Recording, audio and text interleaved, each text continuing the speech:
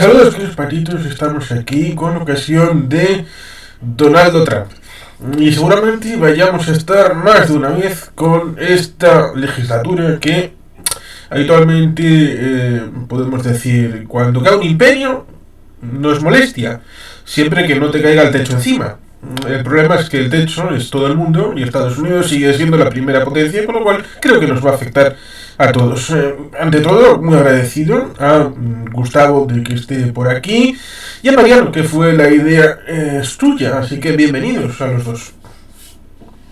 Hola, muy buenas tardes, Muchas Carlos. gracias. Encantado de estar contigo y también una vez más con Gustavo. En Igual. principio, la idea era porque Donald Trump se le ha ocurrido la brillante idea de ¿y si a estos de Gaza les saco de ahí y se los regalo a los egipcios y a los jordanos? ¿Qué idea más chachipiruli he tenido? Lo cual, evidentemente, es mentira, porque la idea no es de él. Algún representante de la derecha plus plus en Israel ya la ha tenido hace algún tiempo. Y seguramente en algún otro lugar del mundo también ha tenido la brillante idea, aunque no fuera realmente judío. Pero, y aquí viene el pero más interesante, es que pareciera que o no sabe la historia, o le importa N pepinen la historia que tiene relación con palestinos Jordania, palestinos egipcio, y por tanto, pues venga, vamos a tirar ideas a la primera que haya. Si queréis podemos entrar por aquí o podemos entrar por el documento que tengo preparado con anteriores planes de paz, con colorines, para que podamos situarnos. A ver, si se me permite rápidamente, me gustó mucho que iniciases Juan Carlos, no quiero quitarle tiempo, Gustavo, pero te acordarás de lo que fue el plan de, le costó la vida, de Rehavam Zeevi, uno de los representantes de la derecha dura israelí, llamado Gandhi, no por paz, sino porque estaba completamente muy delgado, estaba de aquella ya enfermo de un cáncer, y decía aquello de los gazatíes, ya no decía los palestinos, se refería sobre todo a Gaza. Era la época en la que se hablaba de bantustanes, aplicar el esquema de la Sudáfrica del apartheid, y decía algo así como los gazatíes tienen una patria, y esa es Jordania. Le costó la vida porque fue asesinado no por Hamas, sino por unas brigadas de creo que vinculadas a la OLP. Rápidamente entró Mohamed Daglan para evitar males mayores y detuvo a estos tipejos, ¿no? Pero sí, desde luego, también está el plan de Bernard Lewis, de la reconfiguración de Oriente Medio, en la que se habla también de literalmente vaciar Gaza. Pero es que esto realmente que ahora se hace, bueno, Trump se le llena la boca de ello, pues incluso gente vamos a considerar moderada, como era, digamos, Samuel Huntington, a pesar de su choque de civilizaciones, hablaba que de, pues obviamente lo que no queremos oír, y sigue siendo una aberración, para mí, cómo era desplazamientos forzosos de población, sobre todo aplicando el esquema tras la desintegración yugoslava. No sé si estáis de acuerdo, pero vamos, que esto viene antiguo, no es nuevo. Y Trump, ahora aprovechando la coyuntura, lo ha sacado a la palestra.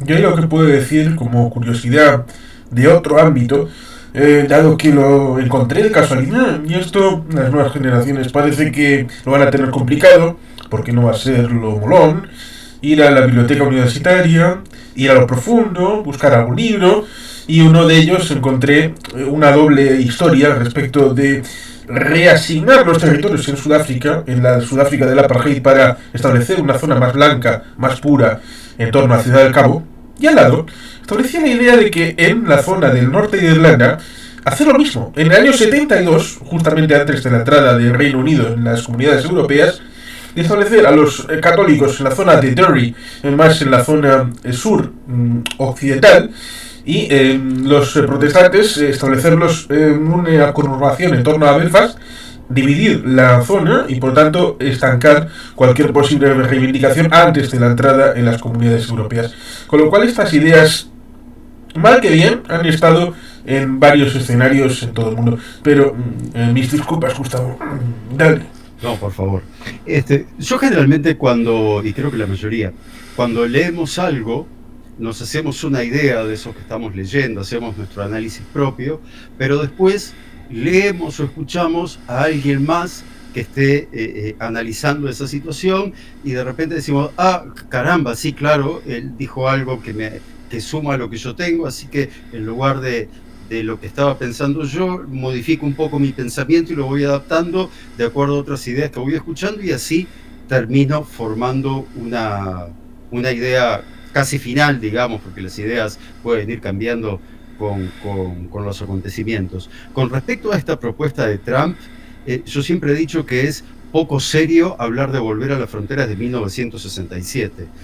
Creo que es más serio volver a las fronteras de 1492 en todo el mundo que esto que está proponiendo Trump. Creo, y es increíble, pero voy a estar de acuerdo con el ministro de Relaciones Exteriores de Irán. Creo que lo que dijo fue muy atinado, que es ¿por qué no agarramos a todos los judíos y los llevamos a Groenlandia?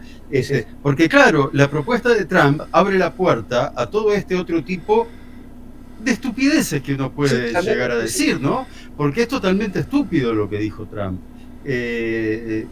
Yo lo único que entiendo que estaría bueno y que podría llegar a ser posible es que Egipto le haga un acuerdo con los gazatíes o con los palestinos o quien sea, y que la franja de Gaza pueda extenderse por el Sinaí hacia el sur un poco más, porque Egipto realmente tiene un montón de arena en esa zona que no utiliza, y tal vez sí haya pequeñas poblaciones que, bueno, al fin y al cabo son árabes, y Egipto siempre habló de la gran nación árabe. Entonces de repente podría darle un par de miles de kilómetros cuadrados a Gaza, no a cambio de que Gaza se corra hacia el sur y le dé territorio a Israel, sino a cambio de más espacio para la población gazatí. Es lo único que me parece que podría llegar a ser viable, pero depende de Egipto. Después todo lo demás me parece poco serio y no tengo mucho más para decir. Es que sí, lo que ha dicho Al-Sisi, porque ya ha habido una respuesta, es si sucediera eso, siempre que no estableciéramos una extraterritorialidad o una cesión de soberanía, cambiando la modificación del mapa, y por tanto estableciendo que ese nuevo territorio cedido a los gazatíes dejase inmediatamente de ser Egipto y todo el mundo reconociese que eso ya no es Egipto. En el supuesto de que las fronteras internacionales estuvieran donde están, él planteaba: si se produce un ataque desde ese territorio egipcio por parte de estos desalmados que son terroristas hacia territorio israelí, sería un ataque desde un territorio egipcio a otro territorio soberano, Israel, y por lo tanto Israel tendría todo el derecho, y esto lo ha dicho Al-Sisi, tendría todo el derecho a atacar territorio egipcio o no. Claro, él tendría todo el derecho a responder al grupo terrorista, pero al responder al elemento terrorista que estaría en Egipto, eso conduciría a una situación internacional bastante complicada, y con lo cual, preveyendo eso, dice: voy a evitarme ese problema, porque es de esto que estos gazatíes pueden tener dentro de sí temas conflictivos. Y ahí está el tema de la historia para enseñarnos por qué Al-Sisi o el rey de Jordania, que es hijo de su padre, del rey Hussein, que vivió tantas conflictividades con el tema palestino, tiene memoria para saber lo que ha pasado antes, y por tanto la respuesta lógica es que digan 999. Es cierto, porque has citado a una persona, un tal Hussein de Jordania, por lo que fue Septiembre Negro, ¿no?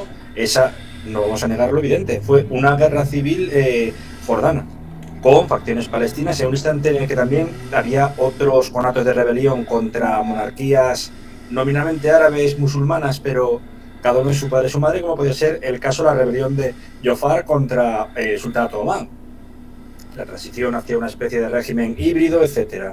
También la guerra civil en Yemen, entre el sultanato, la República Árabe de Yemen, un largo etcétera que todos en mayor o menor medida conocemos.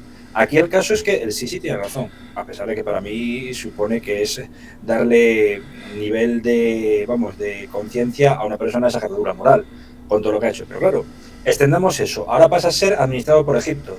Egipto tiene el marco de la ley según las definiciones internacionales de territorialidad, ¿no? ocurre ataque terrorista de cualquiera, yihad islámica palestina, etcétera, pues va a sufrir una situación como la que sufría los pobres libaneses cuando Hezbollah, o mismamente los palestinos, los fedayín palestinos, entraban a Israel en los años 70. Y es que es así, y es muy complejo. Claro, otro caso incluso más extremo, lo planteo. Año 2015, van a hacer 10 años ahora. Los ataques ya no de Charlie Hebdo, sino los de la Sala Bataclan, etcétera. François Hollande consideró que como Siria, en un error que quizá le costó la presidencia, o parte fue de los muchos errores que tuvo, en el instante en el cual, como Daesh controlaba gran parte de Siria, no así de Irak, pues pensó que la opción era bombardear Siria. Ya bastante problema tenían con lo que estaba haciendo Bashar al-Assad y el propio Daesh como para bombardear un país así. Entonces, se puede comprender que haya reticencias en este plan. Y a colación de lo que dijo Gustavo, pues también lo del plan Groenlandia, que parece casi plan Madagascar, lo que decía los iraníes. Pero es que el fondo tiene un conato de realidad. Empezamos a trazar fronteras artificiales. Pues vaciemos la antigua Krajina de Croacia y llenémonos otra vez de serbios. Por poner un ejemplo. Sí, aparte de que la gente habla de ucronazis y se olvidan de los Ustacha. Entonces claro, sí. serían croatanazis. Y por tanto, habría cualquier viabilidad para una operación de limpieza de antinazismo en Croacia. Porque patatas. Efectivamente. Ahora, yo recuerdo, por ejemplo, ¿no? Israel, el Sinaí lo devolvió a cambio de paz. Sí, entre el 79 y el 82 por franjas. La desconexión del plan sí. Camp David, sí. Camp David 1. Perfecto. En el siglo XIX, gran parte del territorio en el norte de Uruguay, lo que se llama Uruguayana, Uruguay se lo dio a Brasil a cambio de paz en esas fronteras. Estados Unidos le compró Alaska a Rusia.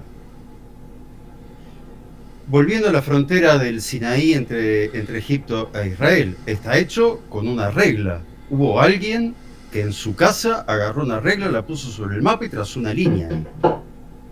Entonces, yo lo que digo es negociar con Egipto y que venda un territorio, pero no para que exista un desplazamiento, simplemente para darles a los gazatíes un poco más de oxígeno, un poco más de territorio, y que no estén concentrados en tan poco lugar, que tengan tierra para trabajar, para cultivar.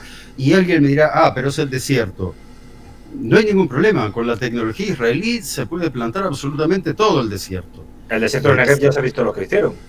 O incluso tecnología procedente de Libia. Recordemos que una de las cosas por las que Gaddafi, mal que me pese decirlo, era considerado un líder fue porque consiguió sacar muchísima agua dulce de un territorio tan seco como el Cesán. Ni más ni menos. Claro, sí. El Negev es increíble.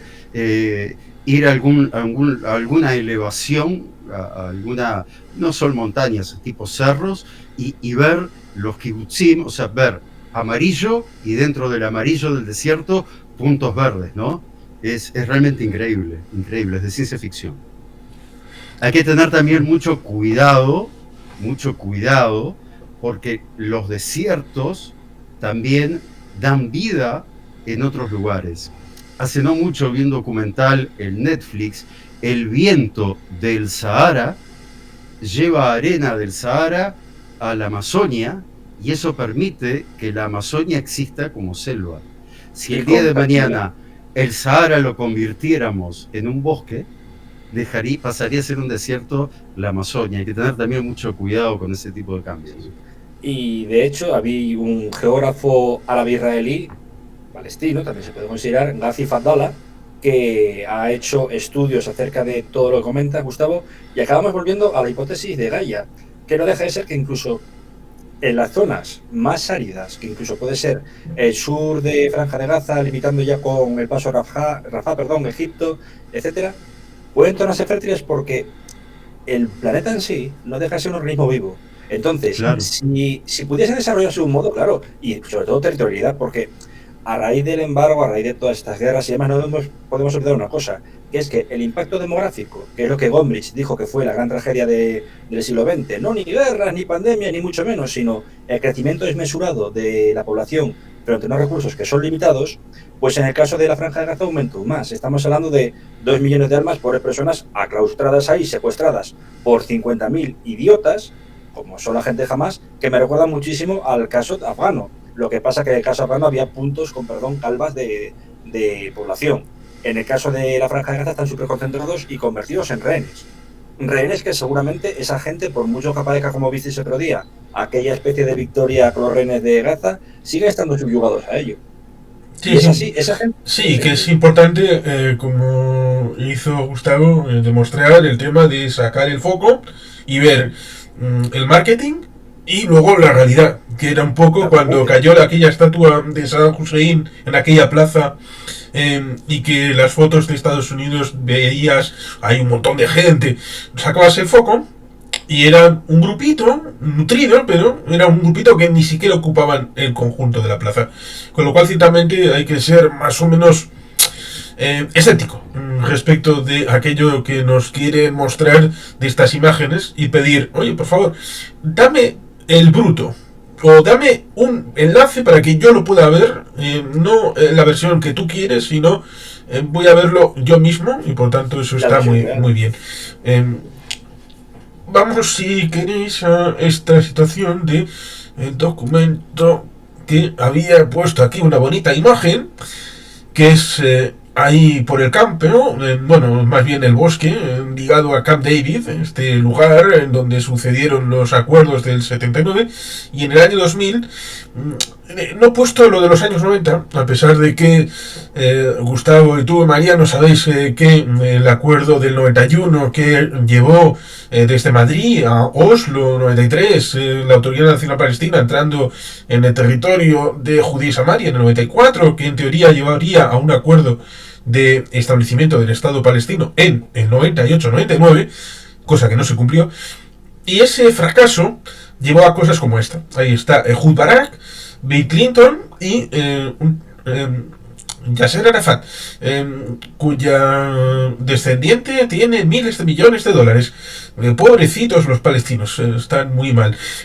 Y ciertamente en ese final de siglo tenían la idea de, mientras dure la presidencia de Bill Clinton, el acuerdo será posible. Pero cuando lleguen los otros, y sobre todo si llega, y ya se sabía desde lo que pasó respecto del año 2000, el tema de George Bush, el Supremo y todo esto, sí. Si vienen los republicanos, esto ya va a ser irresoluble. Con lo cual hay que apurar los plazos, y se intentó hacer ese acuerdo de última hora, y que en buena medida responde a este esquema el refutarlo, porque el movimiento sionista aceptó en el 47 el plan de partición. Los árabes no. Los árabes querían echar a los judíos al mar. En el 57 Israel empezó a... porque no solamente fue una vez. Aquí también en el 57 unilateralmente se fue del Sinaí, que había ocupado en la guerra de la crisis de Suez del 56. Y ahí se establecen los cascos azules, que esa es otra. ¿Para qué sirven los cascos azules? Aquí voy a romper una lanza para Uruguay, porque en la ciudad de Goma, y lo ha puesto Francisco García Campa en un vídeo de hoy mismo, los uruguayos en los cascos azules han luchado fieramente por defender la legalidad internacional, cosa que otros no harían. Así que los soldados uruguayos muy bien. En el 79 se firma el acuerdo de Israel-Egipto, el acuerdo de paz. Y luego tenemos eso, en el 93 el acuerdo de Oslo, en el 94 Israel y Jordania el acuerdo de paz, Israel saliendo del sur del Líbano en el año 2000 unilateralmente, hasta el punto de que ni siquiera los cristianos que estaban en aquella zona lo sabían. Y luego tenemos ahí la posibilidad del acuerdo en el año 2000, el tema de 2005 saliendo de Gaza hace 20 años, que no es responsabilidad de Israel. El acuerdo de 2008, que podía haber sido entre Ehud Olmert y la autoridad palestina, la posibilidad del 2016 y el acuerdo de Trump de 2019, lo cual se resume en estas 5 posibles veces que se rechazó. ¿Y quién rechazó? Los árabes.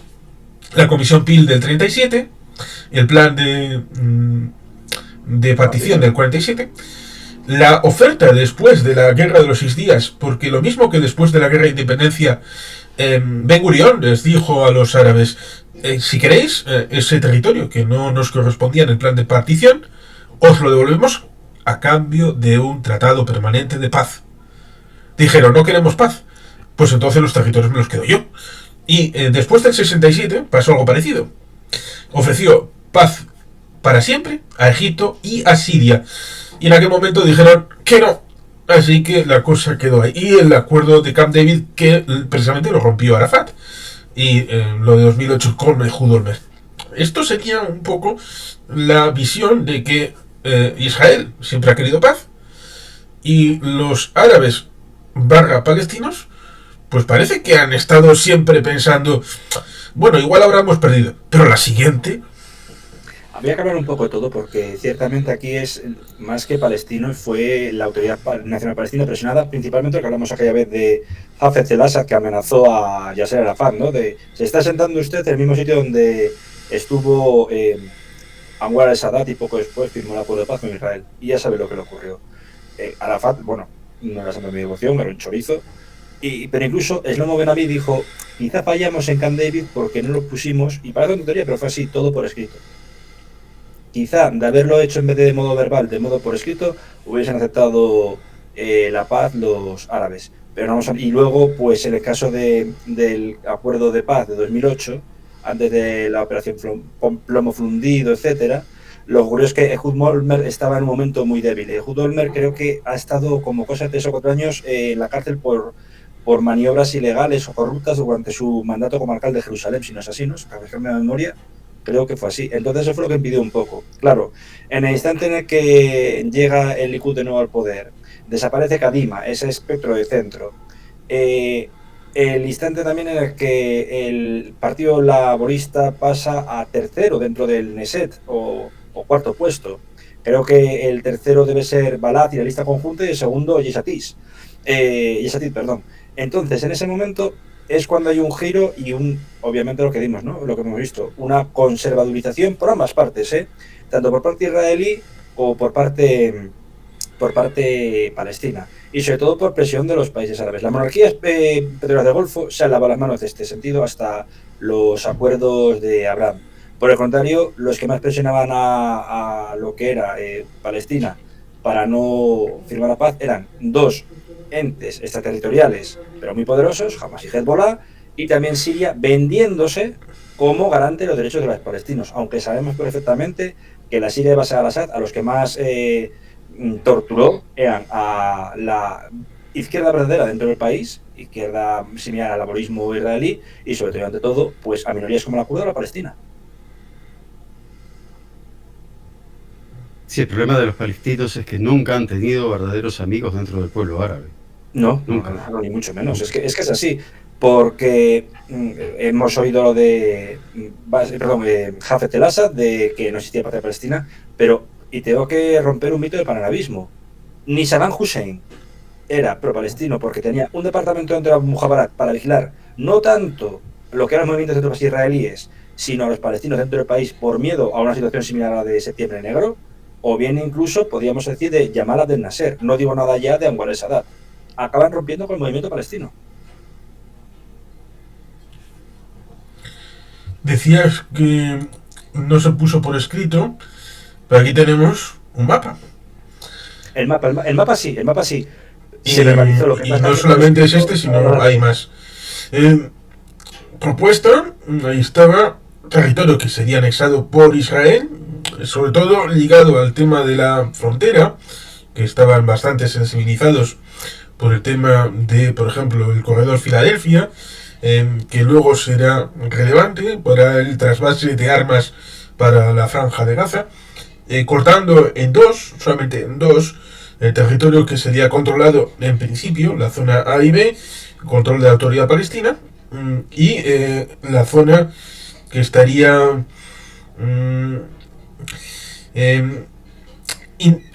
organizada de una manera en la que luego se incorporaría, que luego era el plan de Oslo, que era la zona A y B con la C de control militar israelí, pero la intención era que la A y B acabaran fusionándose y la C, en un plazo de tiempo, acabara también en cierta medida incorporándose al ámbito de Palestina, de la autoridad 10 palestina. años, ¿no? Se planteaba, creo que era, ¿no? Entre 10 y 11 años, ¿no? Me parece que era.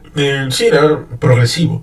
Y eso ni siquiera se pudo hacer. En este plan de Camp David, ese es el objeto en la zona de Judea y Samaria, Cisjordania, y abriendo el campo tendremos ahí la situación más abierta, aunque en este mapa no solamente se divide en dos, sino que se divide en tres. Pero en buena medida se puede ver que, salvo la zona central en torno a Jerusalén, habría tenido todo el territorio de Gaza y en buena medida casi todo el territorio de Cisjordania. Sí, y lo único, el corredor entre Cisjordania y la Franja de Gaza, ahí lo que nunca me quedó claro es quién lo iba a administrar. ¿Iba a ser conjuntamente, incluso también con Egipto, o no se planteó? Eso en este momento no lo recuerdo y tampoco recuerdo si era una carretera en superficie, lo mismo que Como subterráneo, ¿no? Claro. sí, en el caso de Jerusalén había una carretera que pasaba en paralelo al fuerte de Latrón y también había una línea de tren que tenía un curioso cartel que decía no saque la mano del Estado, porque si sacabas la mano por la ventanilla ya no estabas en Israel. No sé si era un poco de esto. Pues podría ser, podría ser. Lo que es cierto es que al final, incluso acuerdos nominalmente beneficiosos como son los de Abraham, ahora con esta última payasada de Trump, que como muy bien dijo Gustavo, son eso, tonterías, que por eso no sabemos si volvemos a 1492, que sería muy lógico visto lo visto, pues solo echan gasolina sobre el fuego. Estamos ante una situación bastante crítica porque, por ejemplo, ya anudando con todo el gran Oriente Medio, hoy ha habido, no sé si viste, y eso te lo pasé, Juan Carlos, hubo una declaración de ISIS, Daesh, declarando la yihad contra HTS, Hayat Tahrir al-Sham. Es decir, ese miedo que yo tenía de quizá una especie de kabulización de Damasco se puede convertir en una realidad. ¿Puede hacer eso efecto Doppler, efecto derrame sobre Israel, Gaza, Cisjordania, toda esa región? Me temo que sí, y a mí me preocupa. Máxime cuando, por ejemplo, pues Trump está volviendo a esa especie de unilateralidad y replegando tropas. Lo último creo que ha sacado no sé cuántísimas tropas de Corea y va a sacar unas cuantas de Europa. Y si también las tropas que hay presentes, pero como de apoyo en Oriente Medio, son retiradas de Siria, de estas zonas, puede ser un problema muy gordo. Yo solo lo planteo, vamos. Sí, eso de que Trump es amigo de los judíos, bueno, pues hay que ponerlo en sordina. Trump es amigo de Donald Trump y el resto, bueno, pues ya se verá. Aquí tenemos parte del acuerdo probable que estableció Ehud Olmert después de toda esa situación de fracaso del acuerdo de Oslo, fracaso de Camp David y de Sharm el Sheikh, que se intentó una última arrancada en enero antes de la toma de posesión de George Bush en enero del 2001. Y aquí tenemos algo curioso porque le da en buena medida territorio compensatorio tanto en Gaza como en Judea y Samaria, en la zona norte, en la zona sur, por esos pequeños territorios en color azul que se incorporarían, con la curiosa circunstancia de que incluso le daba parte de Jerusalén para tratar de llegar a un acuerdo a como diera lugar Ehud Olmert. Es curioso porque a mí me recuerda un poco el momento en el que los acuerdos de Dayton de hace casi 30 años, ¿no? Se van a cumplir en octubre de este año. Ahí veo como si Cisjordania, Gaza, fuese casi en busca de un Estado palestino. No sé si también coincidiréis tanto tú, Juan Carlos, como Gustavo. Era el especie de bosniaización de la Autoridad Nacional Palestina, ¿no? Una parte quizás se define como todavía con presencia israelí, la compartición de todo lo que sería, pues vamos, Jerusalén Este, como capitales de cada una de las naciones, todavía teniendo en base la solución de los estados, que era la que planteaba Olmer, por lo que he visto. Y bueno, esa especie de unión entre Cisjordania y Gaza, pues parece un poco lo que era la diferencia entre una zona que es la Federación de Bosnia y otra que sería la República Srpska. No sé si os recuerda. A mí es que, por condicionamiento geográfico y determinismo geográfico, me parece muy similar.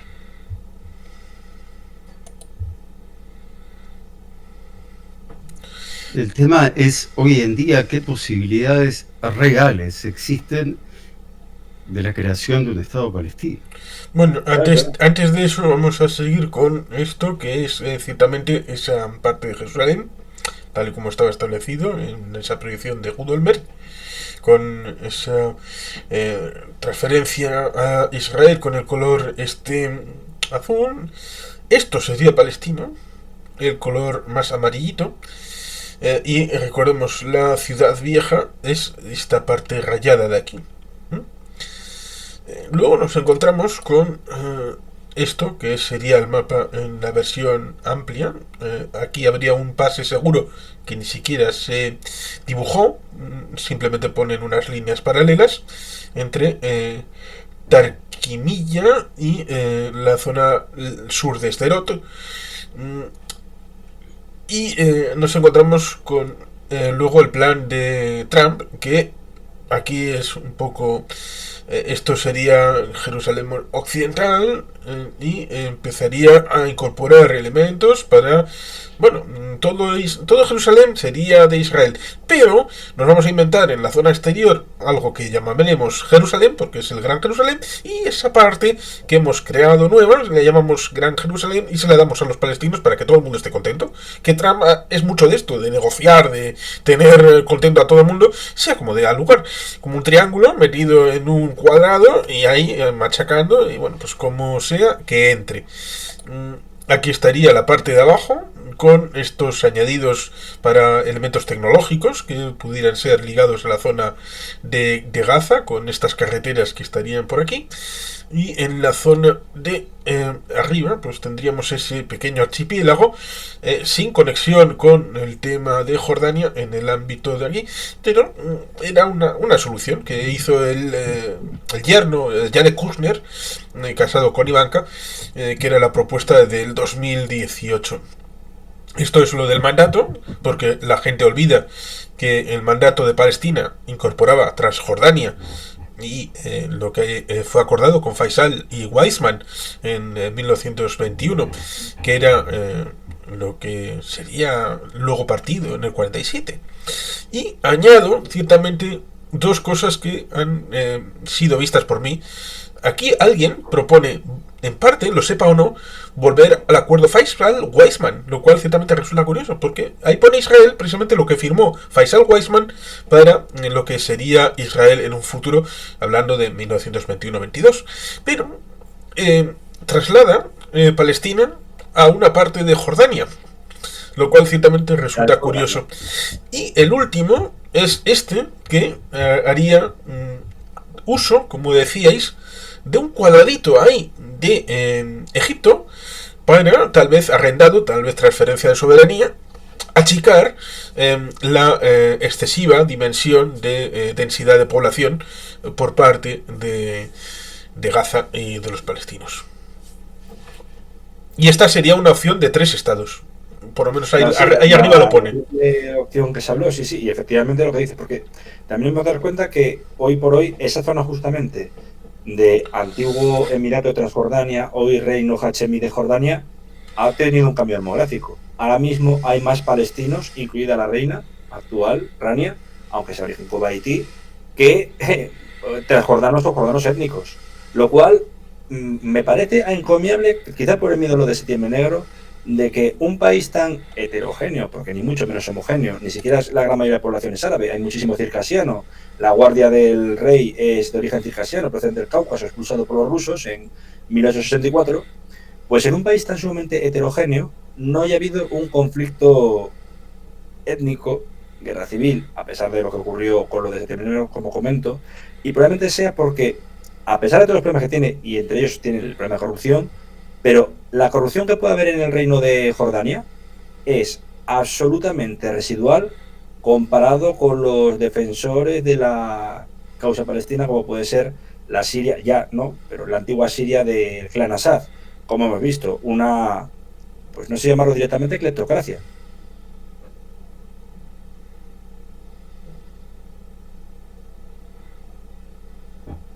Gustavo.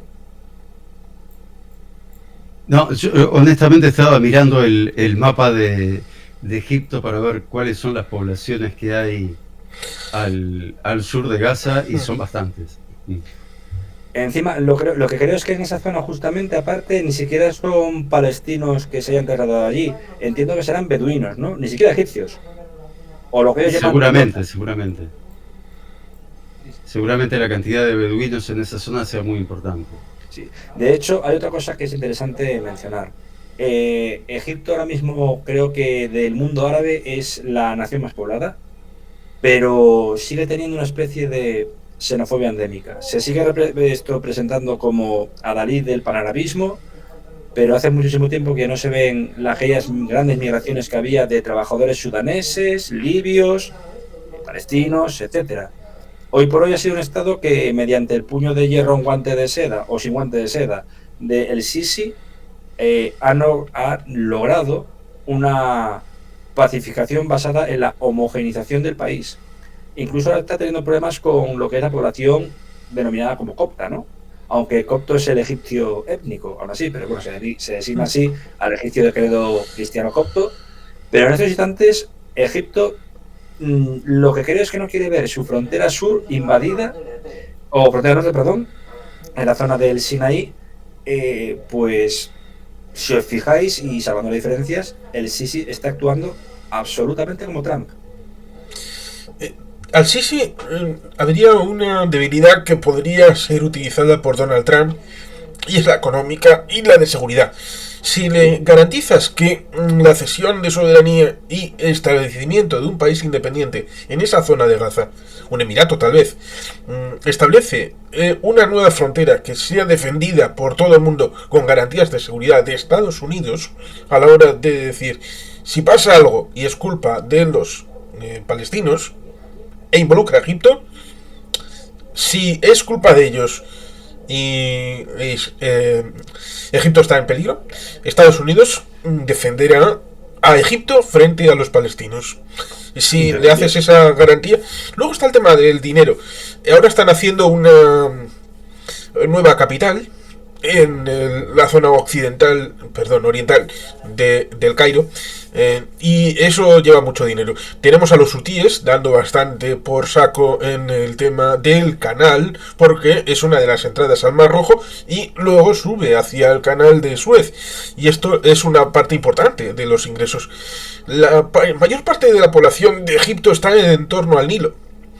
Y luego hay otras poblaciones, con lo cual el desplazamiento poblacional, y más en una dictadura, aunque sea de cariz militar y presuntamente laica y todas estas cosas, como es la de Al-Sisi, si le pones mucha plata encima de la mesa, pues igual puede llegar a un acuerdo. Pero Trump es de los que da garantías de seguridad. Cuando has comentado que puede haber tentación de sacar hombres de Corea del Sur, ojo, de Corea del Sur, porque tienen al norte a Rocketman, y de Europa con lo que está pasando en Ucrania, y sabiendo que enfrente está Rusia, que está poniendo todo al color del armamento, está destruyendo la economía. Eso ya lo ha dicho el propio Trump. Rusia y Putin están destruyéndose a sí mismos, y eso no significa que vayan a dejar de hacerlo. Otra cosa es lo que ha dicho Mike Pence. El antiguo vicepresidente de Trump ha dicho que, ojo, cuidado con Donald Trump, que no quiere parecer débil. No quiere que nadie le tome por alguien derrotado. Y por lo tanto, si Putin piensa que en algún momento va a aparecer Estados Unidos como derrotado y que Trump está en ese negocio, que se vaya quitando de la mente. Pero otra cosa es esa, de yo me voy saliendo de aquí y que se ocupen los europeos. Yo me voy saliendo de aquí y que se ocupen los japoneses y los de Corea del Sur. Y en el ínterin, pues puede pasar pues cualquier cosa, como por ejemplo en el 50, pues aparecieron los norcoreanos en Corea del Sur y se montó la mundial. Con la suerte en aquel momento de que, como la Unión Soviética no estaba en el Consejo de Seguridad, estaba rebotada, se pudieron hacer resoluciones de condena y de utilización de los cascos azules. Ahí sí se utilizaron, como en la Guerra del Golfo, para mandar una misión internacional en la que, incluso en teoría, ahora se podría considerar que Corea del Norte, en caso de hacer cualquier movimiento, no sería contra la comunidad internacional, no sería contra Estados Unidos, sino contra las Naciones Unidas. Totalmente de acuerdo. Y dentro del conflicto en Oriente Medio, no hemos de olvidar, porque es un conflicto global, regional, pero global, no hemos de olvidar también que ha habido numerosos planes de paz, incluso saliendo de las propias monarquías petroleras del Golfo. Todas ellas abocadas al fracaso. Porque ya no era plan de frontera del 67, como comentó antes Gustavo, etcétera, etcétera, etcétera. Es que tenemos que ver los modelos. Con Paco hablamos muchas veces del modelo que odiaban dichas monarquías cuando se hablaba de los hermanos musulmanes. Pero también hay otro modelo que para mí sería el único que puede apagar los fuegos ahora, y es, entiéndaseme, sin el modelo Nasser, pero un modelo de panarabismo, de solidaridad entre naciones a través de repúblicas laicas, vale, sí, de etnia árabe, pero dispuestas a firmar una paz duradera con Israel, con base a quizá un Estado palestino viable. Es complicado, por no decir imposible, pero quizá en ese panarabismo clásico, o el panarabismo incluso bien visto del BAS, sin querer una unidad de todos los países, sino de una especie de mercado común, etcétera, podría ser lo que lograse la paz. Lo veo complicado, pero llámesme romántico, a veces lo pienso. Bueno, y tú, Gustavo, claro, ahí tenemos un momento ahora en el que la fase de la tregua con Hamas, en teoría, va funcionando. En teoría, va a haber un intercambio de rehenes por criminales. El apunte es importante. El jueves y también el fin de semana. Y aparte tenemos el mantenimiento de la tregua en la zona del Líbano con Hezbollah, con lo que quede de Hezbollah y con lo que quede de Hamas, que eso también habría que mencionarlo. ¿Cómo ves el asunto? Bueno, la frontera con el Líbano se ha extendido el alto al fuego, ¿no? Por no sé cuántos días más, pero se ha extendido.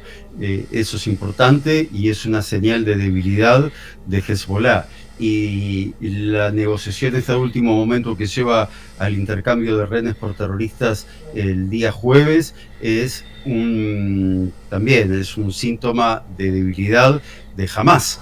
En estas negociaciones era Israel el que continuamente estaba dando pasos atrás y estaba cediendo terreno a cambio de poder liberar a rehenes, y esto del jueves a mí me sorprendió y fue como un golpe de puño en la mesa por parte de Netanyahu, que tomó las negociaciones en sus manos, y hay que ver si la figura de Netanyahu vuelve a fortalecerse dentro de Israel. Y yo creo que puede fortalecerse la figura de Netanyahu si la gente de centro y de izquierda lo terminan apoyando para debilitar a los partidos de Ben Gvir y el otro, ustedes siempre se acuerdan más de los nombres. Gracias, Smotrich. Es el otro que yo creo que a la izquierda israelí le interesa más debilitarlos a ellos que fortalecerse a sí misma. Sí, porque son realmente muy peligrosos. Sí, Ben Gvir realmente se nutre de antiguos militantes de una organización terrorista que tomaron la vida de ese rabino, ¿no? El antiguo Katz, el partido de Meir Kahane, el rabino que fue asesinado en Nueva York, si no me equivoco. Y en buena medida está apoyado en estos asentamientos de nueva creación en Judea y Samaria. Que de hecho hace poco atacaron tanto a palestinos como a policías israelíes, a los cuales creo que uno de ellos lo ejecutaron de un modo brutal, a pedradas. Entonces, esta gente es muy peligrosa. ¿Cómo frenarlos? Quizá un posible acuerdo de paz donde se establezcan males menores, porque ahora mismo, tras la situación del 7 de octubre, es todo muy complicado, ¿no? En eso estamos de acuerdo. Pues se les consigue evitar. Hoy por hoy hay una cosa buena, que es que ni Ben Gvir ni Smotrich están en el gobierno, si no me equivoco. Han dimitido, incluso, no sé si han dejado el acta de diputado. Es decir, es un gobierno en minoría, ahora mismo muy debilitado, pero lo que dice Gustavo, no se ha visto que se haya presentado una moción de censura ni por parte de Yesh Atid ni por parte del laborismo ni por la lista unida.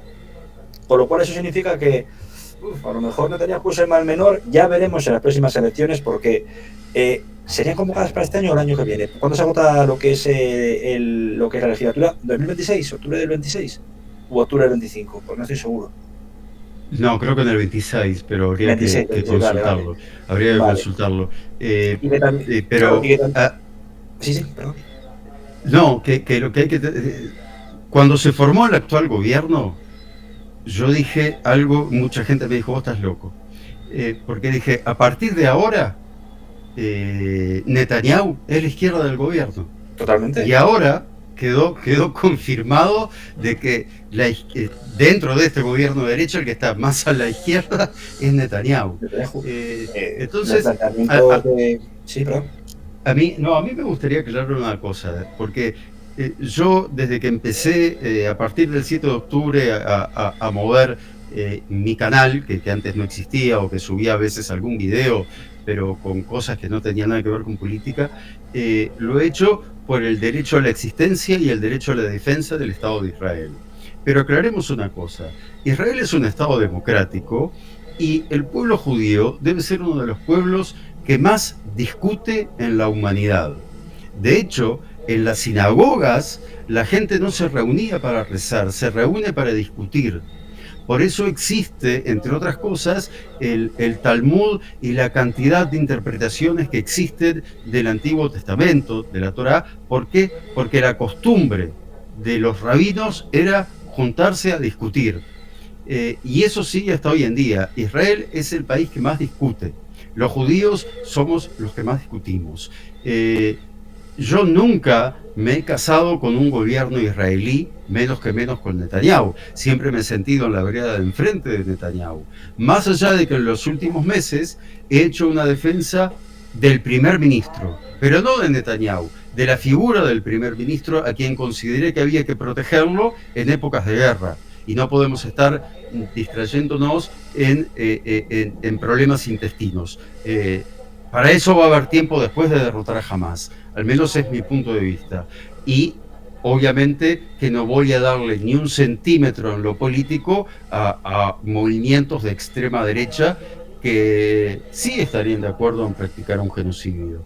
Y esto que plantea Trump es un genocidio, porque el desplazamiento forzoso de los gazatíes a otro territorio es algo impensado inclusive por israelíes que hay que tener en cuenta que antes del 7 de octubre eran muy pro palestinos en lo que se refiere a la creación del Estado palestino, y que a partir del 7 de octubre esa izquierda de Israel prácticamente ha desaparecido, porque fueron los kibutzim y fueron los movimientos de izquierda los más atacados por Hamás aquel 7 de octubre.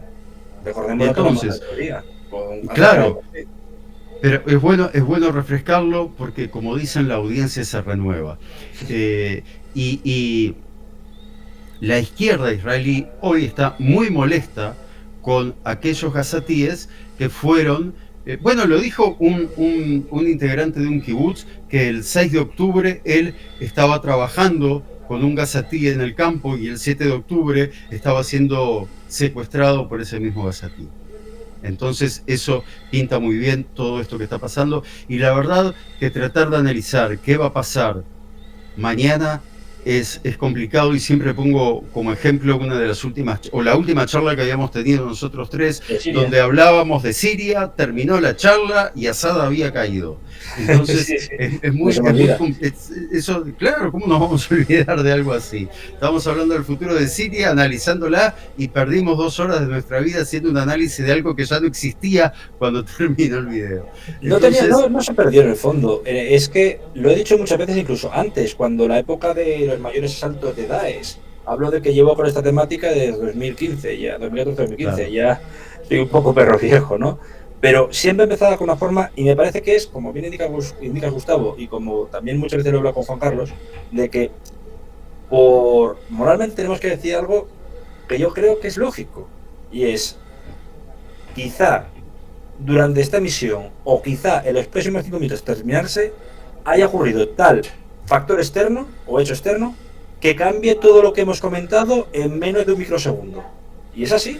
Pasó con lo de Assad. Mañana, quién sabe, a lo mejor mañana de repente a Hamas, esperemos que no, toco madera, le da por romper este acuerdo y dice, no liberamos a estas rehenes, creo que son 4 rehenes, hasta que no haya una resolución para que se vuelva, yo qué sé, un 1% más de encarcelados en Israel, sea cual sea, desde vinculados a Hamas, a Yihad Islámica, lo que sea.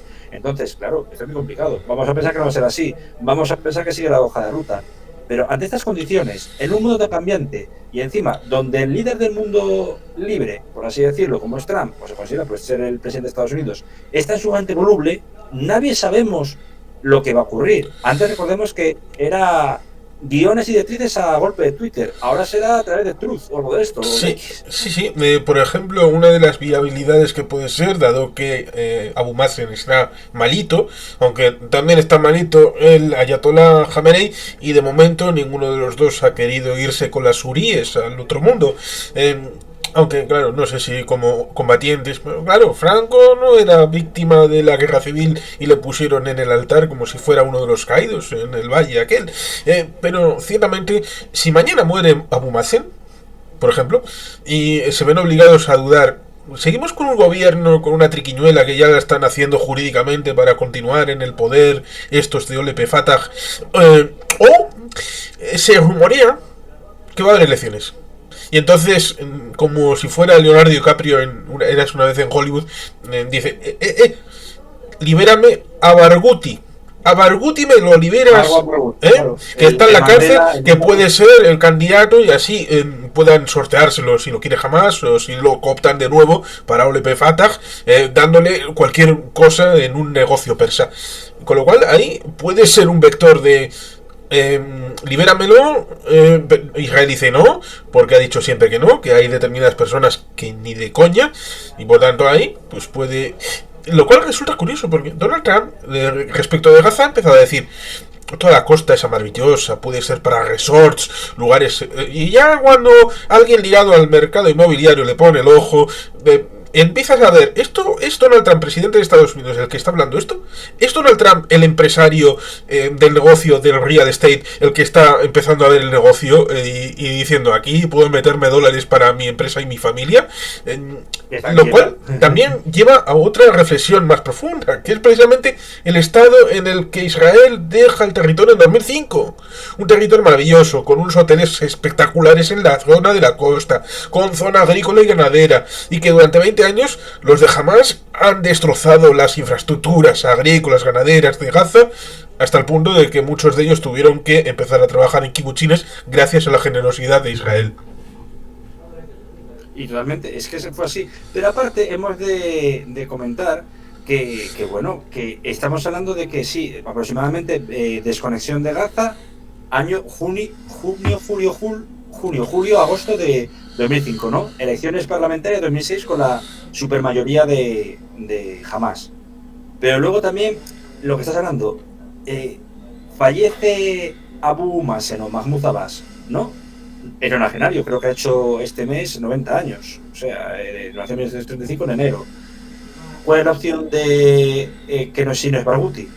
Pues no es otra más que uno de lo que se llamó el hombre de Israel para los hamatíes o los de Hamas, como era Mohamed Daglan. Y Mohamed Daglan sigue siendo muy odiado. Entonces, me preocupa tanto lo que acabas de citar por un vacío de poder que no podemos negar que incluso ahora con los problemas que está teniendo en Jenin puede haber otra intraguerra civil palestina, peor que la de 2007. Ojalá que no, pero es otro vector, como has dicho, que tendríamos que analizar. No sé qué opináis. A mí una de las cosas que me preocupa es que se haya debilitado tanto Hamas. Y parece contradictorio, pero ¿qué pasaría si mañana la Yihad Islámica aprovecha que Hamas se ha debilitado y toma el poder dentro de Gaza? Que inclusive son más extremistas que Hamas. Exactamente, sabemos perfectamente que Yihad Islámica se ha mantenido en Damasco, mientras que Hamas tuvo que irse temporalmente a Qatar o a Emiratos Árabes Unidos, incluso Turquía, por por una ruptura temporal, vamos, pro tempore con el gobierno de Bashar al-Assad, ¿no? Por el contrario, Yihad Islámica siempre ha sido una vertebración del gobierno de Assad. Ahora mismo no sé con qué situación estarán. Incluso su líder, cuando le da un infarto y queda tocado por un infarto, por un ictus, hace un apoyo incondicional a Assad en el año 2018. Entonces, tenemos ya Yihad Islámica, tenemos grupos más islamistas o integristas que jamás. Hay un vacío de poder también en Gaza. ¿Y qué pasamos? ¿De un emirato llamado Hamastán a un emirato de la Yihad Islámica? A mí me preocupa. Y mucho. Tiene razón, Gustavo, sí, sí. Y decir ciertamente que puede ser... Espero equivocarme. Que puede ser en la zona de Cisjordania un remedio de una guerra civil intrapalestina como sucedió en 2006-2007 fundamentalmente en Gaza. Y sobre todo añadida con esa profundización si Abu Mazen muriera mañana, con ese vacío de poder, ¿también? Más allá de lo que ya habéis comentado en un programa en Belu Martis sobre el tema de Jenin, que eso ya está encima de la mesa. Porque la operación en Jenin sigue. Me recuerda un poco a la operación que hubo, que casi le cuesta la vida a Arafat en 2002 en Jenin, de guerra urbana totalmente, pero donde la culpa, vamos a ver si hay que dejar una culpa, no era de Arafat, que tuvo que dar a Mucata y había miedo de que se le bombardease y muriese. El problema real es que Arafat había perdido completamente el control de la Autoridad Nacional Palestina. Le quedaban 2 años para fallecer. Muy debilitado, posiblemente no sabe si un cáncer galopante, si fue envenenado por incluso Mohamed Dahlan, un largo etcétera.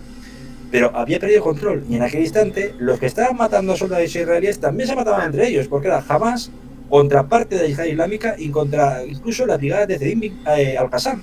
Es decir, grupos integristas matando a gente de la OLP o al-Fatah, con lo que consideréis, matando israelíes y matándose entre ellos. Es decir, Jenin se parecía más en aquel instante, en 2002, a el Sarajevo de 10 años antes o incluso al Kabul de 20 años antes.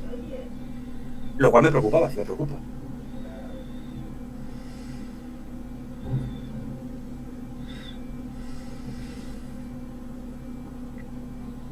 A mí también me preocupa, es lo que puedo agregar. Igual tienes alguna información última de lo que ha pasado en Jenin o en Cisjordania respecto de estas luchas intestinas.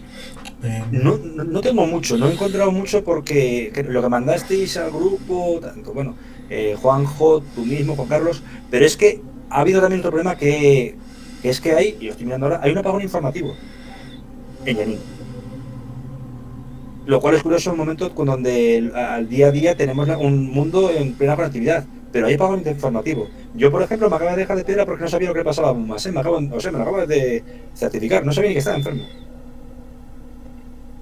Sí, Yo la última información que tengo de Jenin es que capturaron, honestamente no me acuerdo ahora si capturaron o dieron de baja a uno de los líderes de Hamas en el lugar.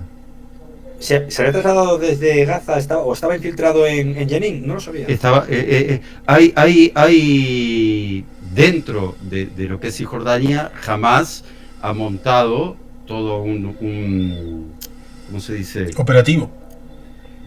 Sí, tienen varias células funcionando, que es a lo que le teme la autoridad palestina.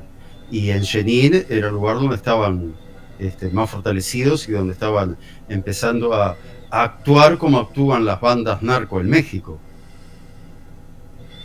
En el caso de Abu Mazen y su enfermedad, es un poco como se descubrieron los últimos planetas. Dado cómo debería de ser el asunto y en base a las reglas, solamente funcionaba en caso de que hubiera algo ahí, y hasta que no pudo verse no pudo certificarse que era un planeta. En el caso de la autoridad palestina, están haciendo la filigrana jurídica respecto de qué pasaría en caso de la muerte del presidente de la autoridad palestina, y están haciendo la idea de que tal vez el Consejo de Estado, no recuerdo si es exactamente el Consejo de Estado, que es la figura que controla desde la ausencia de lo que es el Parlamento, desde la ausencia de lo que es la legitimidad derivada en el primer ministro o en el gabinete. Recuerdo, hubo una reunión con los chinos para hacer un gabinete de reunión nacional de Hamas y de Olep Fatah, de la autoridad palestina, que, bueno, como eso surge cada cierto tiempo de vamos a volver a ser amigos, luego se vuelven a pelear, luego es volver a ser amigos. Los chinos parece que tienen esa idea mercantilista y utilizan la idea de, bueno, vamos a llevar a la paz a todo el mundo, incluso con la situación entre Arabia Saudí e Irán. Sí, e Irán, y también incluso claro, las facciones de Irán. Sí, la autoridad palestina estaba buscando esa, y sigue buscando, esa filigrana jurídica para ver qué pasa si la única justificación es que la situación física de Abu Mazen es grave, más allá del histórico de dificultad sanitaria que la tiene. Claro, sí, desde luego por edad, etcétera. Pero me ha sorprendido, encima que ya desde el instante en el que accede al poder, hace 20 años, con 70, se hablaba de que fuese una especie de presidente transitorio.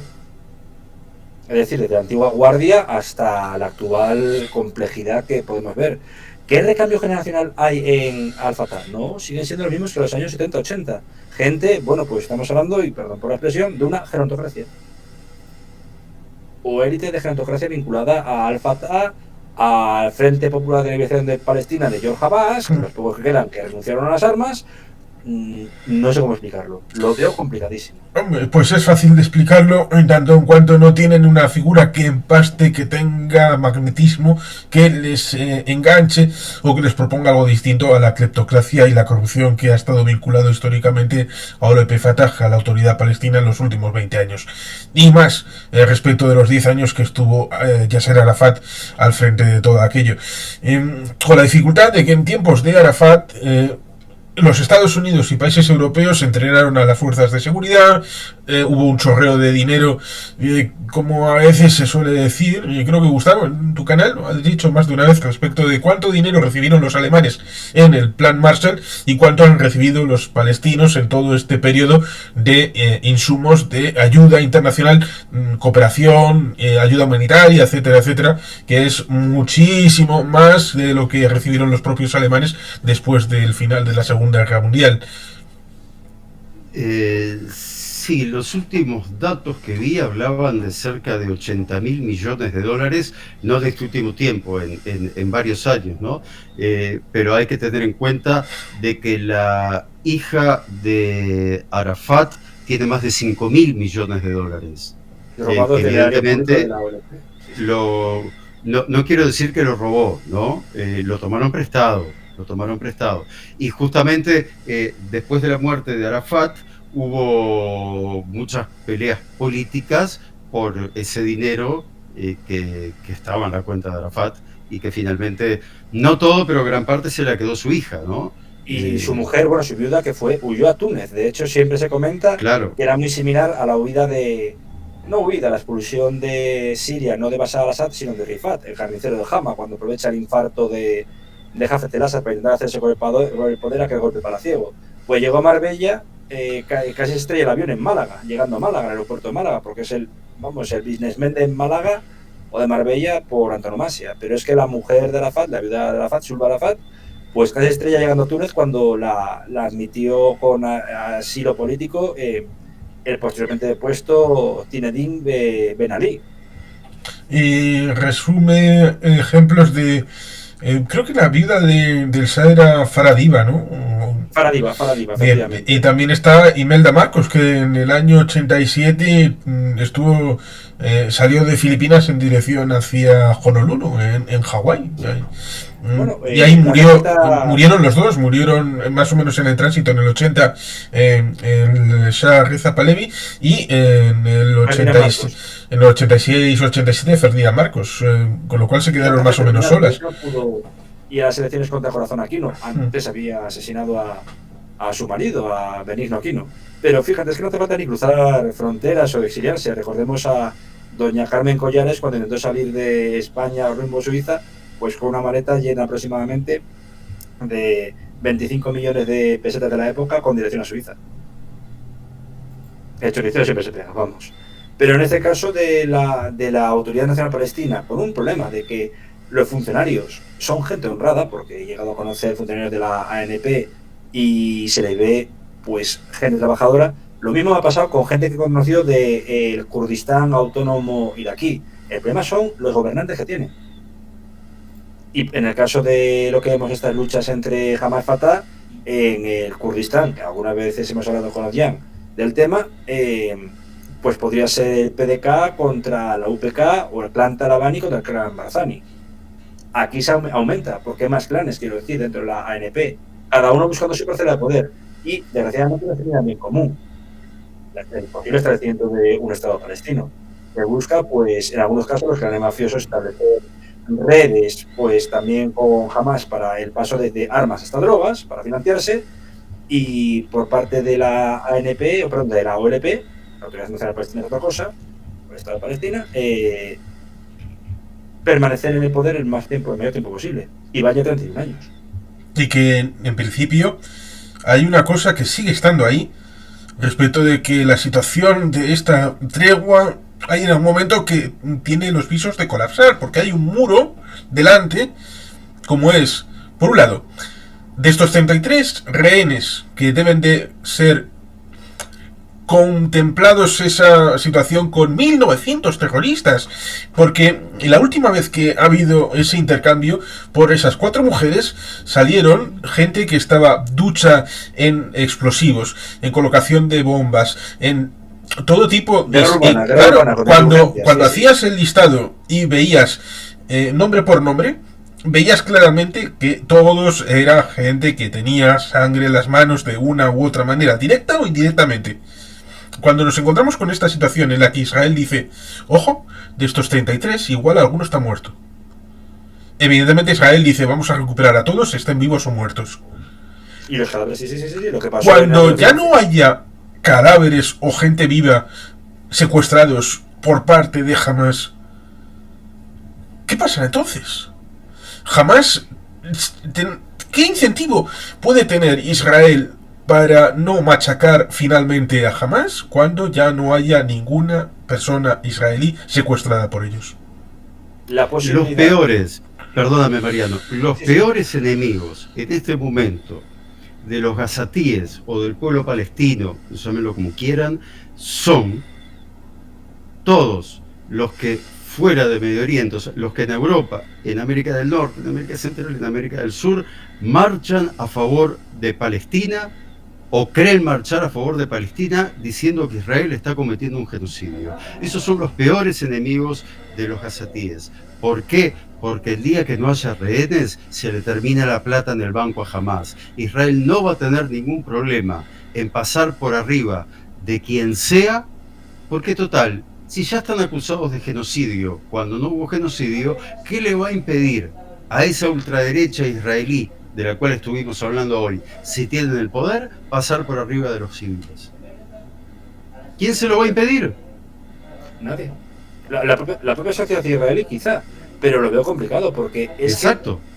Que exacto, es la sociedad israelí la mejor socia que tienen los gazatíes, que la sociedad israelí no está de acuerdo con un genocidio. Porque el propio ejército de Israel es la sociedad. Fueron los mismos que pidieron el alto el fuego, ni más ni menos. Exacto. Y hay muchísimas, sabemos perfectamente que hay muchas ONGs a las que Netanyahu privó de fondos no presentes con Naciones Unidas. ONGs como la de Rompamos el Silencio de antiguos militares israelíes que están demostrando que tanto está mal lo que se ha llegado a un límite de ruptura por parte del Ejecutivo a la hora de tensar la cuerda por culpa de la extrema derecha, como también dicen que jamás fueron los autores del 7 de octubre. Claro está, sí. También aclaremos que esta ONG de antiguos militares israelíes son 40. 40 miembros, perdón. Hay 40, creo que no llegan a 40 los militares que han dado testimonios, y en base a esos testimonios es que funciona esta ONG. En base a menos de 40 testimonios, ¿correcto? Estamos hablando de miles de soldados. Claro. Sí, desde luego. Sí. Que, a ver, no me cabe la más mínima duda que debe de haber soldados que hayan violado los derechos humanos dentro de Gaza. Desgraciadamente. Es imposible. pero estamos hablando de una minoría y estamos hablando que cuando se sabe que esto es así, hay soldados israelíes que están que están en calabozos. Son juzgados. Sí, es así, y ha pasado. Mismamente claro. Lo que hubo ya con operaciones de limpieza y racias en la guerra de 2006 contra el Hezbollah. 5 altos cargos de las IDF fueron condenados. Claro. Y para la cárcel. Claro. Entonces, en una zona que se está empeñando en hablar en negro, blanco y negro, nadie se da cuenta que la escala de grises es absolutamente casi infinita. Y lo que hemos dicho, que todo lo que comentemos, todo lo que digamos, todo lo que se pueda hablar, de aquí a 10 minutos puede cambiar. Ojalá que con esto de respecto de los rehenes, no. ¿Se ha comprometido a eso, vivos o muertos? Ojalá que cambie para bien. Exactamente, justamente cambiar que cambie para bien, no para mal, no que vaya dando pasos atrás. Y claro, todas las señales que hay en estos últimos días indicarían que dentro de los muertos, lamentablemente, estaría la familia Vivas. Sí. Aquella madre con sus 2 niños que fueron secuestrados. Efectivamente, que también lo pude leer. Y ahora, pues, lo preocupante que comentáis acerca de Hamas y de probablemente Hezbollah, que también tenemos que tener en cuenta, incluso los huthíes, huthíes siguen teniendo el liderazgo de Abdul Malik al-Houthi, vale, el líder nominal. En el triunvirato que hay en Hamas, liderado por Khaled Mesal tiene casi 70 años y no está en posición de luchar ni coger las armas, ni lo va a hacer. Hezbollah, Naim Qassem, igual. Lo que me preocupa es que ahora los altos cargos, tanto entre los huthíes, entre Hamas y Hezbollah, esa Triple H, son cargos intermedios. Y la gente me preguntará por qué. Para mí, los cargos intermedios, aquellos que se han nutrido de combate urbano, etcétera, son los que, valga la redundancia, combaten hasta el final, hasta que mueran. Y es bastante peligroso. Esta gente no negocia. Esta gente quiere sangre, o tiene ya sangre en sus manos, quiere más sangre. Esta gente no conoce lo que es la ideología de paz. Lo mismo que pasa con, desgraciadamente, la presencia ahora cerca de Idlib y de Palmira de Estado Islámico. Y que al fin de cuentas, y lo vimos gráficamente tanto en el caso de Hamas como especialmente en el caso de Hezbollah, cuando Israel les voló a los terroristas líderes de estas organizaciones, ¿quién nominó al líder sustituto? Irán. Con lo cual, la pregunta válida sería: ¿es viable el establecimiento de 2, 3, algún tipo de estatalidad palestina sin contar lo que pueda estar haciendo Irán y cuáles sean sus planteamientos? Lo importante, habida cuenta que encima Palestina es árabe, como decían, árabe de los olivos hasta el mar, o desde el río hasta el mar también, no puede haber, por mucho que exista esa solidaridad islámica, no puede haber una presencia en ninguna mesa de negociación de no los iraníes, que no se me confundan, como también lo digo que hago diferencia entre los palestinos, Hamas, etcétera, no de los iraníes, sino de la actual teocracia iraní, por mucho que incluso Masoud Pezeshkian se nutra de una especie de ideología reformista, no me fío, y que en esta mesa la importancia sería Israel, las autoridades palestinas, quizá actores externos de la zona, como siempre han sido embajadores de buena voluntad, Jordania, Egipto como mediadores, podrían ser algunas monarquías del Golfo, pero y que tampoco se equivoque la gente diciendo que soy con el sentimiento antipersa, anti-iraní. No, estoy en contra de la República Islámica. República Islámica que también subyuga a sus propios ciudadanos. República Islámica que ha reprimido a gente como Mahsa Amini, a los kurdos, a los baluches, a los propios judíos que hay en el país, que son 150.000. La segunda minoría hebrea fuera de Israel. Entonces, tengamos en cuenta eso. Mientras es un tema religioso, es mucho más fácil que se pongan de acuerdo Zelensky y Putin a que se puedan llegar a poner de acuerdo. O sea, es imposible un acuerdo, por ejemplo, entre el primer ministro de Israel, se llame Netanyahu o se llame Partido Laborista, con el régimen iraní. Es imposible. Es imposible. Porque ahora mismo encima estamos en una encrucijada, y no quiero meter este abanico, pero siempre en el cual, por mucho que se diga, Irán sí tiene no es un régimen moribundo, tiene un líder moribundo, Ali Khamenei. No tiene una sociedad civil organizada dentro del islamismo. Cuidado, la sociedad civil iraní opositora está muy organizada, tanto a favor del Shah como a favor de una república secular, etcétera, etcétera, etcétera, copiando quizá el modelo de Turquía en el caso de este tipo que he comentado. Tenemos el problema de que hay un Estado dentro del Estado que sigue siendo la Fuerza Quds y la IRGC, y ahora mismo yo lo que veo en Irán, más que una teocracia, veo una dictadura de corte fundamentalista, dictadura militar, obviamente. Ni siquiera es una dictadura. Más en la franja de Gaza. Si te refieres a que puedan sacarse a los ayatolás y suplirlo con una dictadura militar, con una ideología de cariz islamista. Totalmente, totalmente. Espero confundirme porque mi sueño, y creo que de todos, es que acabe esa pesadilla de la República Islámica, porque me dicen, bueno, República Islámica tiene muchas aristas, y que vale, sí, por ejemplo, cuando Afganistán, la República Islámica de Afganistán cae por ese acuerdo que hay en época de Trump con los talibán, sin contar con los afganos, una vez más, y la República Islámica por lo que es por su propio peso por la corrupción, vale, ahí puedo entender.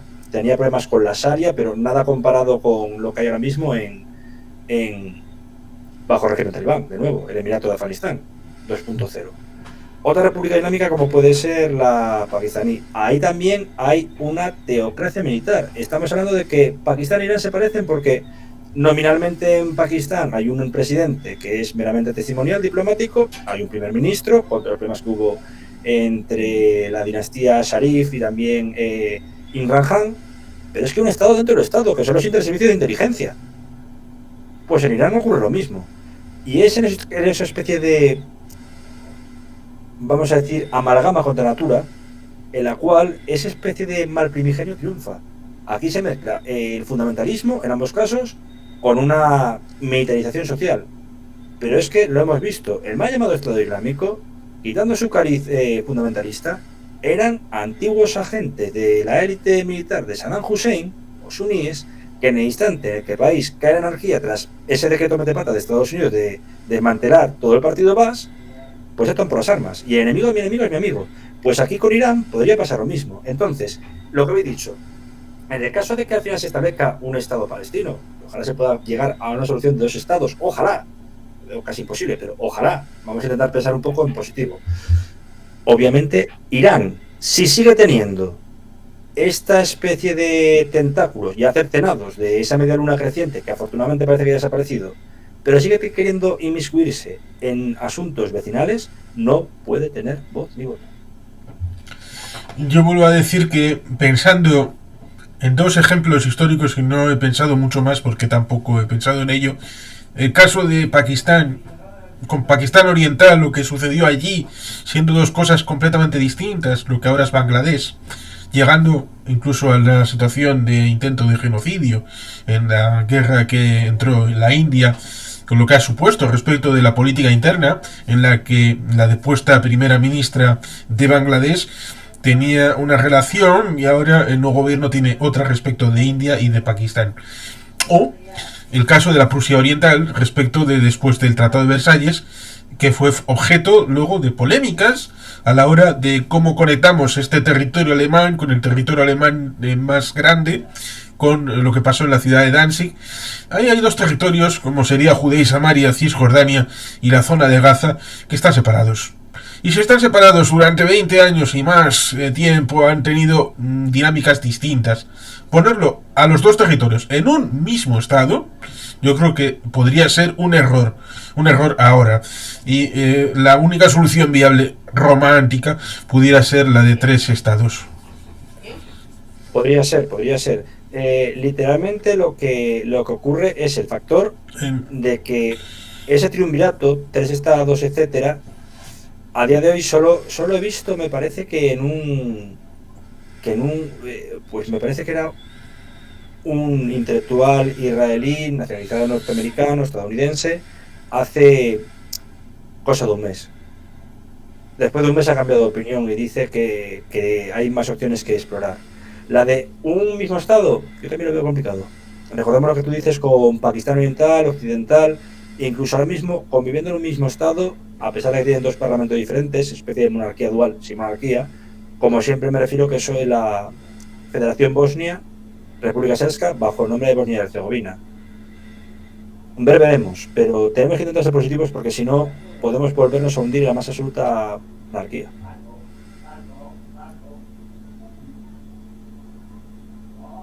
Gustavo. Juan Carlos. No, que tu punto de vista respecto de esto, igual, no sé si tengo que pedir disculpas a tu señora. Bueno, pues... Sí, me distrajo. No sabía que estaba en vivo.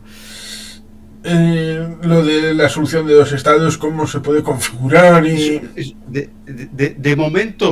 De momento no creo que sea ni un tema que esté sobre la mesa.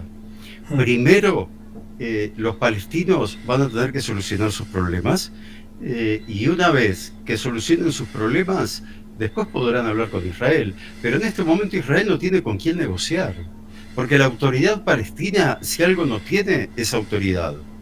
Y el resto, ya vimos lo que hicieron el 7 de octubre, quieren repetirlo, están felices de lo que hicieron y les gustaría repetirlo. Por lo tanto, en este momento, 2 estados, no es algo que esté sobre la mesa. No hay nadie en Israel, de repente alguna minoría que ni siquiera tiene una representación parlamentaria puede estar de acuerdo con eso. El resto nadie lo quiere, ni siquiera el laborismo, nadie. No. Ya incluso el principal partido de la oposición, Yesh Atid, Yair Lapid ha planteado que no plantea ni la división de Jerusalén. Entonces habrá que esperar.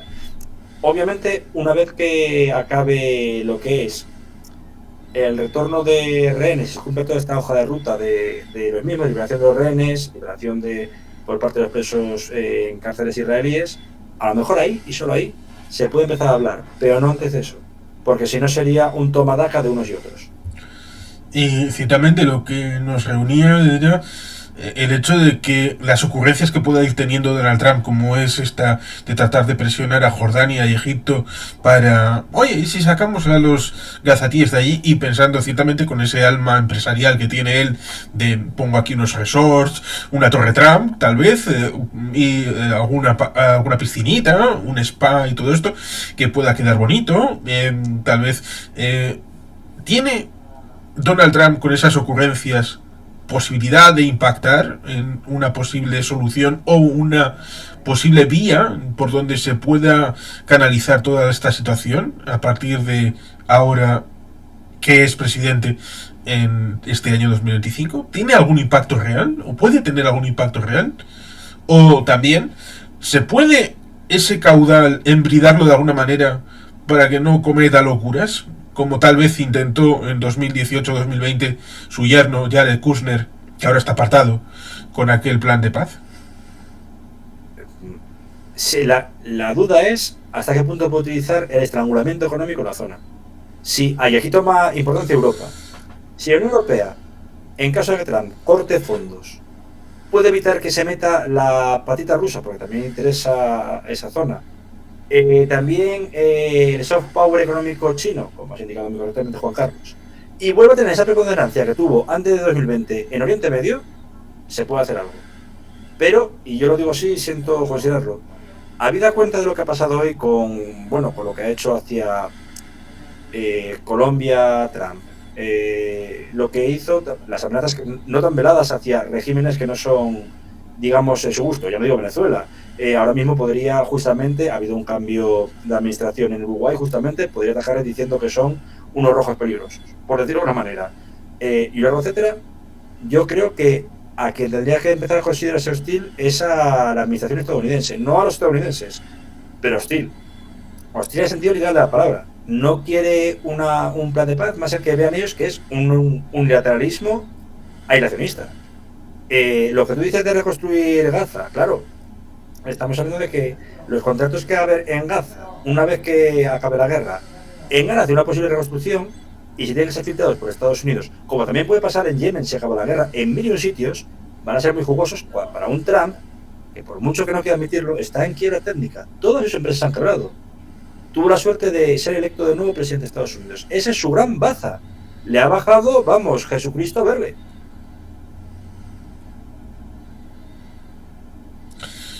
Sí, Creo como que Elon. Mariano quedó... Sí, quedó un poco congelado, Ah, pero también conjugado con Elon Musk, que también tenía dificultades económicas y también se han sumado en dos plomos. En este caso no ha supuesto el hundimiento, sino han visto la luz y la redención del maná estadounidense en forma de administración.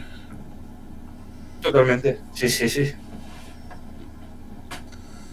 hay que ver hasta dónde la parte política del Partido Republicano le deja las manos tan libres a Trump en su forma de manejar todo como si fuera un negocio, ¿no?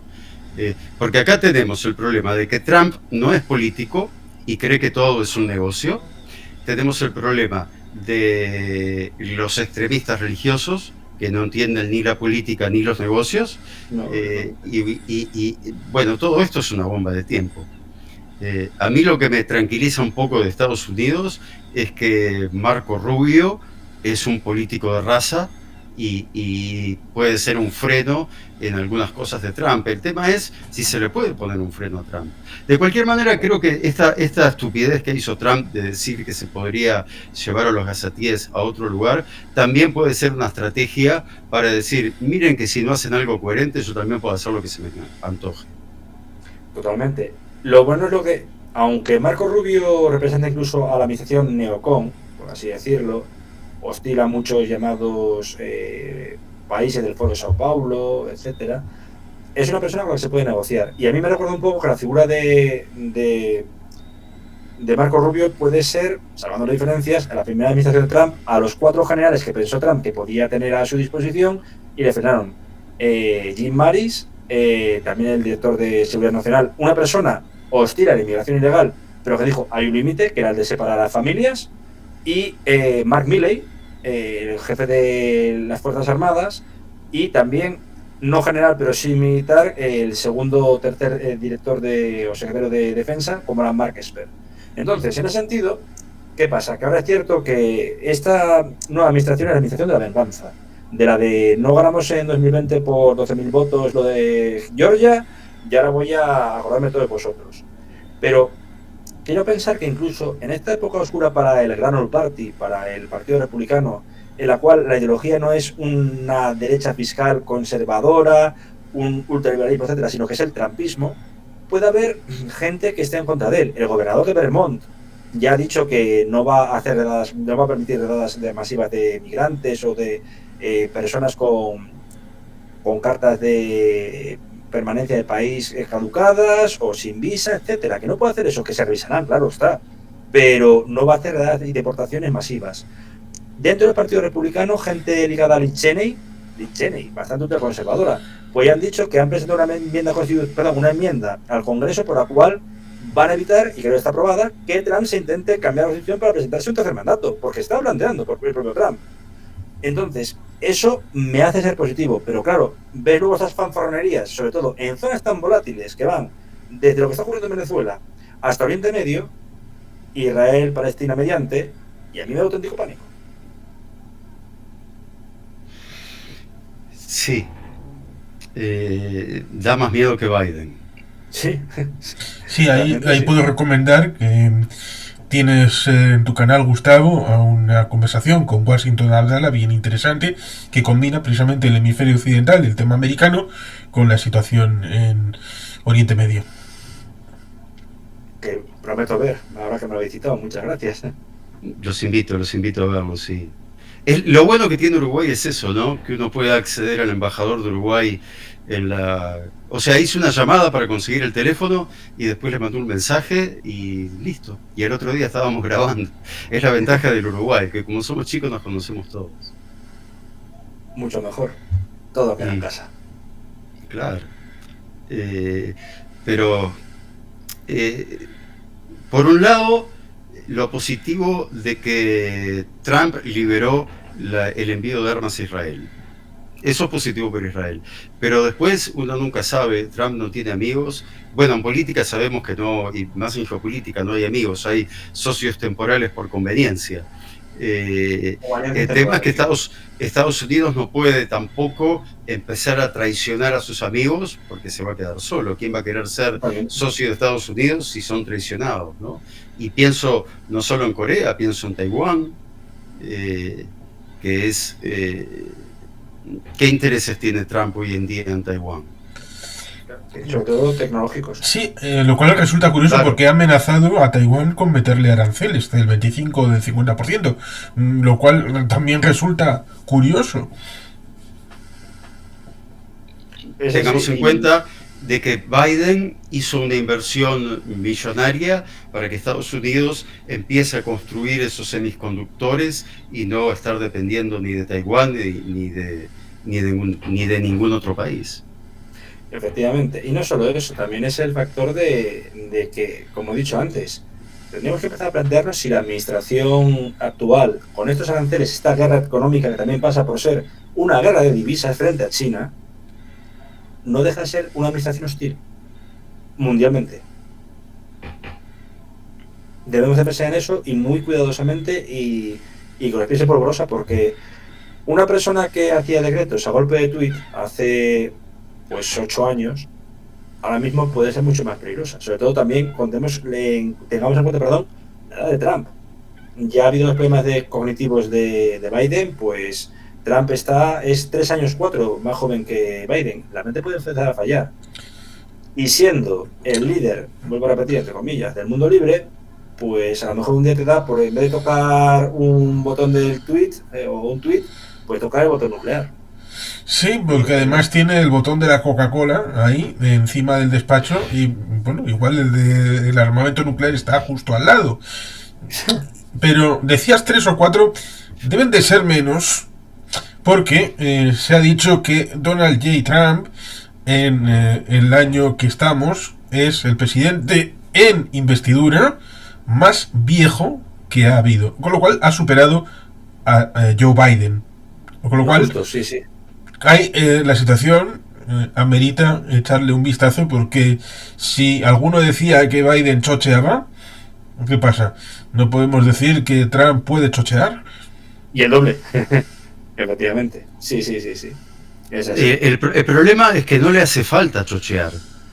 Ya estando, supongamos que está bien, estando bien ya es jodido, es peligroso. Pero bueno, es como un mono con ametralladora. Totalmente, no se puede decir de otro modo. Y para finalizar, si os parece bien, comentar que hoy por hoy, bueno, primero fundamental, muchísimas gracias por tener en cuenta este conversatorio, Juan Carlos, y que estuviese aquí también Gustavo, como también invitarme, lógicamente. Pero sobre todo, pensar que hasta que no haya una completa liberación de rehenes, se cumpla esa hoja de ruta, como dije, totalmente, no se puede empezar a hablar ya de negociaciones de ningún tipo, más allá de lo que sea, pues enmiendas a este proceso y similares. Una vez terminado, ya se hablará de posible impeachment hacia Netanyahu, posibles depuraciones de crímenes de guerra por ambas partes. No podemos negar que ha habido pues una casuística muy dura, pero sobre todo negociaciones relativas a lo que es la estatalidad o no de Palestina. Tendría que empezar a pasar esto. Y también de Naciones Unidas mediante. Es mi opinión personal y puede estar equivocada, Hay un problema, tal y como se puede ver en el canal de Gustavo de Naciones Unidas, es que... Y lo dije curiosamente la vez que he estado con estrategias militares en su canal, algo que Gustavo lo ha comentado varias veces, el tema de la uberización de la Cruz Roja respecto de la idea de que eran solamente transportistas desde la toma desde Hamas o Yihad Islámica y ser llevados a que los recoja el ejército de Israel, el Chahal. Pero es que ha habido un paso más allá. Un paso más allá en el que tanto Cruz Roja como la UNRWA como la propia Naciones Unidas son cómplices necesarios del secuestro en zonas de su jurisdicción dentro de Gaza de los secuestrados. Con lo cual la connivencia va más allá de simplemente una uberización de un servicio que ni siquiera es capaz de, como he dicho alguna que otra vez, en las películas, en las series hemos visto esa fe de vida, esa prueba de vida respecto de los secuestrados. En películas de rescates y de todo esto. No ha habido aquí. Y no ha habido porque Cruz Roja, las Naciones Unidas, no se han puesto al valor de enfrentarse a Hamas. Y cuando hicimos aquella película de Tony Scott, Spy Game, la que estaba enamorada del personaje de Brad Pitt tenía relaciones oscuras por su propio trabajo con los terroristas. Que es cuando le pregunta el personaje Bishop del señor Robert Redford, pregúntate cómo tiene acceso dentro del campo a determinadas cosas. ¿Por qué? Porque está casada con el demonio. Ahí está parte del intríngulis, que tenemos una situación complicada, compleja, en la que ciertamente tendremos que esperar tal vez a toda esta situación y que en cierta medida hay que desdramatizar a lo que pueda decir o no Donald Trump, porque una cosa son las bravatas y luego las acciones pues veremos en qué pueden quedar. Con lo cual, pues puedes cerrar, Gustavo. Bien, para ir cerrando esto último que decías, para mí la Organización de Naciones Unidas en estos momentos es una organización terrorista, es cómplice de lo que pasó el 7 de octubre y es cómplice de mantener a los rehenes dentro de la Franja de Gaza, porque está comprobado que los rehenes fueron mantenidos en instalaciones de la Organización de Naciones Unidas. Por lo tanto, el secretario general de las Naciones Unidas, desde mi punto de vista, es un terrorista y debe ser juzgado como tal. Me podrán decir que soy un poco duro, sesgado, díganme lo que quieran. Antonio Guterres es cómplice de terrorismo o... Bueno, no estoy en mi canal, iba a decir un insulto, pero no creo que sea una persona con problemas mentales. Por lo tanto, es cómplice de terrorismo, porque está al tanto de todo lo que ha pasado. Y dentro de la Franja de Gaza se manejan miles de millones de dólares y se reparten entre este tipo de personajes. Mientras dentro de la Organización de Naciones Unidas Irán tenga un papel en la Comisión de Derechos Humanos, creo que ningún israelí por crimen que haya cometido puede ser juzgado ni por las Naciones Unidas ni por ninguna institución que funcione dentro de Europa, porque lamentablemente Europa no ha podido solucionar los problemas dentro de Europa con las guerras que tiene, menos va a poder solucionar los problemas con grupos religiosos terroristas como con los que está luchando Israel. Así que, nada, cierro por ese lado. Sí, es evidente que en el tema jurídico Israel es una democracia y tiene todo el sistema jurídico propio, con lo cual no puede haber nadie de fuera que intervenga. Y en el caso de Gaza no es territorio israelí, con lo cual en teoría se pudiera entrar por ahí, pero deberían de juzgar primero a los crímenes del 7 de octubre. En el tema, ahí tenemos la exposición que se hizo en los últimos 12 meses en Naciones Unidas, en el que de los delitos de terrorismo que pudieran mostrar, obviaron el día 7 de octubre, no pusieron nada en los paneles. El embajador de Israel lo denunció claramente y hizo muy bien.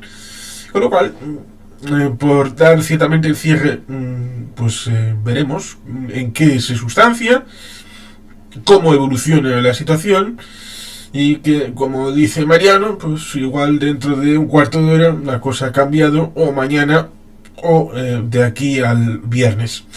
Con lo cual, ciertamente, pues muy agradecido a los dos, a los que hayan llegado hasta aquí, y que estemos ciertamente atentos a lo que vaya sucediendo, porque a fin de cuentas lo más importante es que cada cual tenga criterio propio, que piense por sí mismo y que se haga su composición de lugar sin que nadie le manipule, y siempre aportando ingredientes para que se vea la realidad y no lo que algunos quieren que sea, que es lo que algunos en algunas universidades en Estados Unidos o en Europa, algunos partidos, algunos dogmatismos establecen la idea de judíos malos, palestinos buenos, y hay que romper con eso.